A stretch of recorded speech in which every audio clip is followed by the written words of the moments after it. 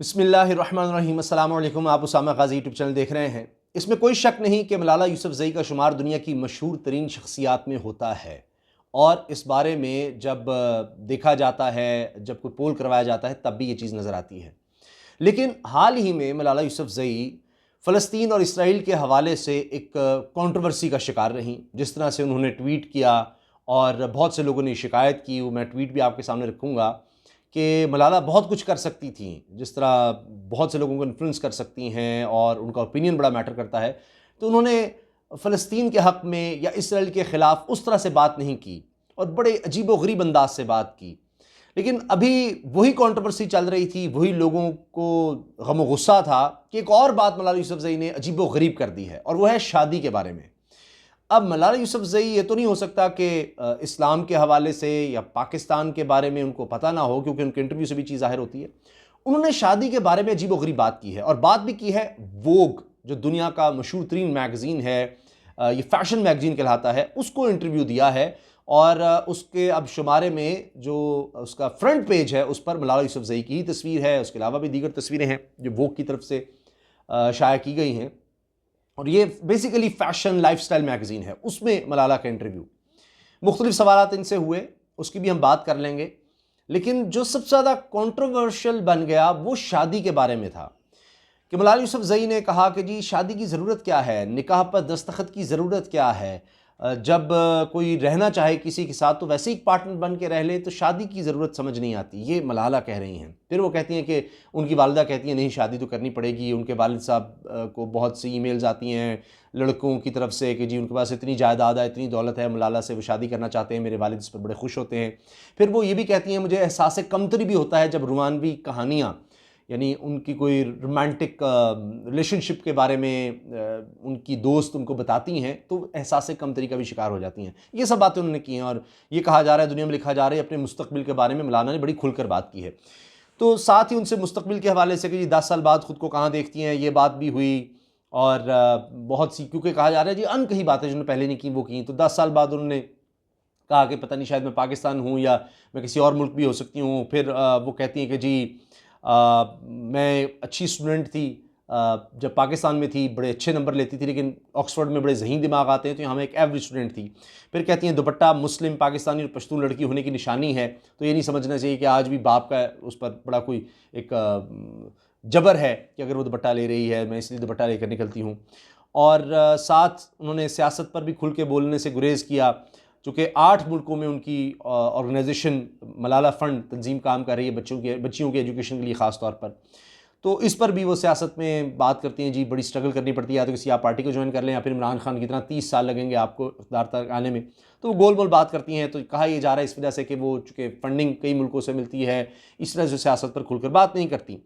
लेकिन मैं उन्हीं के अल्फाज, जो उसका तर्जुमा भी छापा जा रहा है, वो मैं आपको सुनाना चाह रहा हूँ।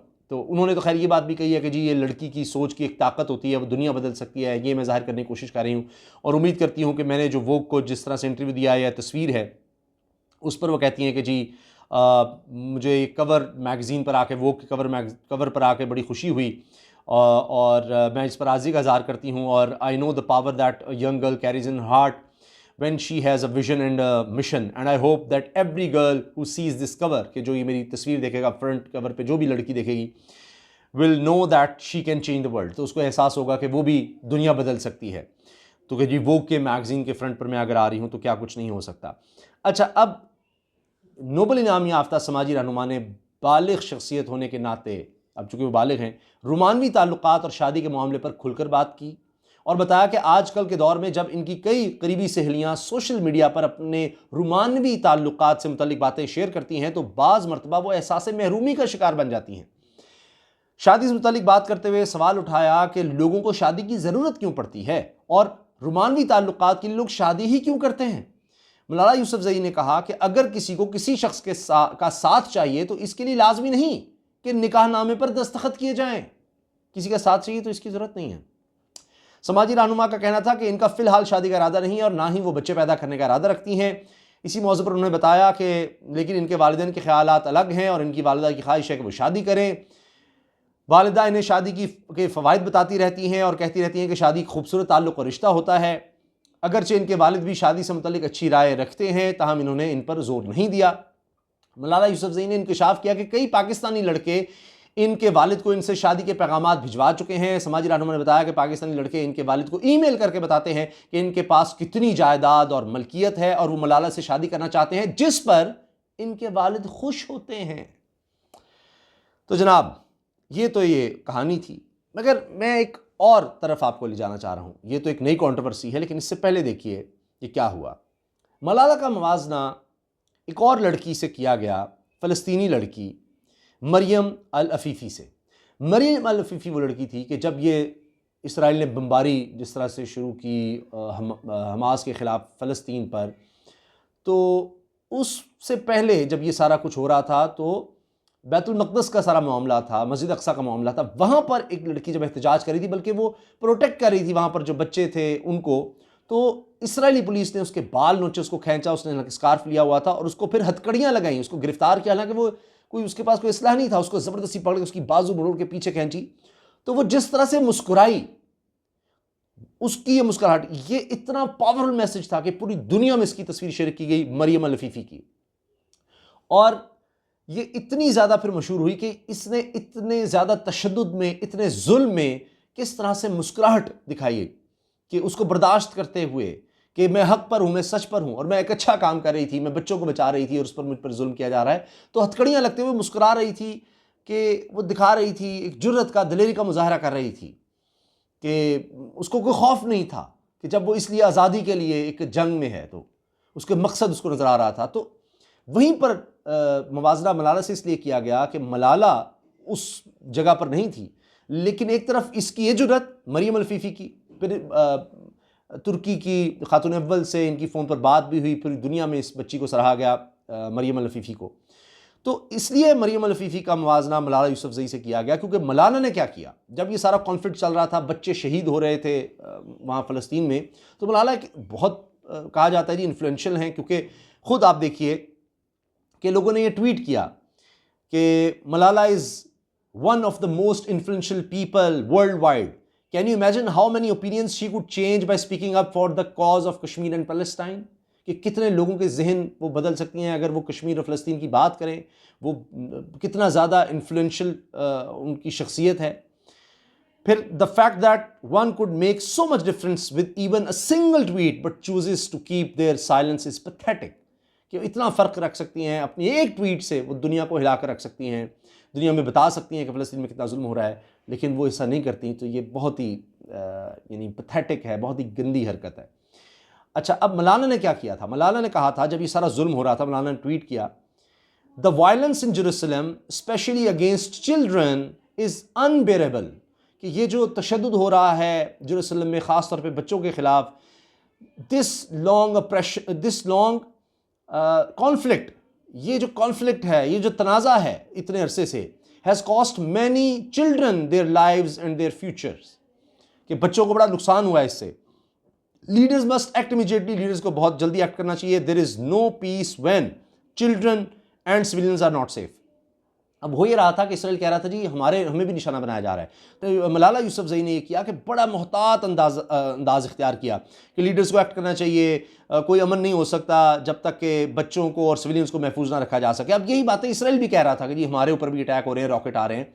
तो अब किसी ने क्या किया, एक साहब है उसामा, उन्होंने ये किया कि करेक्टेड लिख कर कहा कि मैं इसको ठीक करता हूँ, जो मलाला ने जो लिखा है इसको लिखना क्या चाहिए था। मलाला ने जो लिखा तो आगे से लिखा गया और ये बड़ी ट्वीट वायरल हुई कि द वायलेंस नहीं, the terrorism in Jerusalem specially नहीं, सिर्फ और सिर्फ अगेंस्ट मुस्लिम्स, ये ना लिखे चिल्ड्रन, मुस्लिम चिल्ड्रन लिखे, ये बर्दाश्त से काबिल है। और द लॉन्ग कॉन्फ्लिक्ट ना लिखे मरियम, कॉन्फ्लिक्ट की जगह मलाला, कॉन्फ्लिक्ट की जगह लिखे ऑपरेशन, जो ये जुल्म हो रहा है, ये तनाज़ा नहीं है, ये जुल्म है। तनाज़ा है दो लोगों के दरमियान होता है, इसराइल फ़लस्तीन, मुकाबला नहीं है। इसराइल के पास जदीद तरीन हथियार, फोर्सेज, और फ़लस्तीनी बेचारे नहीं रहते।